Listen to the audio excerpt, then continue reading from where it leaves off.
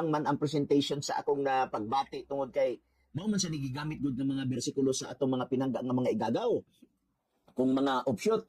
Unya ang kini nga punto igsoon ilang i-classmate no, ilang i-classmate sa ilang pagpangatarungan ang sinulatan ni Ellen White ang Exodus Kapitulo 16:23. Mao ni siya sa slide number 2 atong tanawon slide number 2 mga pinangga.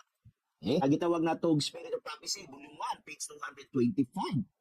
O mao ni ang kasagaran nga ilang gagamiton mga pinangga kining those who neglect to prepare for the Sabbath on the 6th day and who cook food upon the Sabbath violate the 4th commandment and are transgressors of God's law. Okay? So, ilan ning ipahimog at nga na ako'y mga pangutana sa Mother Church. Nagsunod ba mo sa sinulatan ni Ellen White? Kung nagsunod mo sa sinulatan ni Ellen White, anong nagluto mo? Sa ato pa, naglapas kas na puno. Kasubo mo nga statement ang ilang ginabuhat igsuon nga wala nilang i-consider ang kinabukan. Nga ni magud ang pagtuon sa sinulatan ni Ellen White mga igsoon, murag gapon ka nagtuon ng Biblia. Dili kay imo lang na siyang paghapon kana na para po unya biyaan ang kinatibukan nga para po unya imo ding ipabasa sa aban nga walay alamag so as if nga murag correct ka pero kung imo siya tiwason o basa marong gyud ka. Okay, kaya ang prinsipyo magud sa sinulatan ni Ellen White mao gyapon Biblia.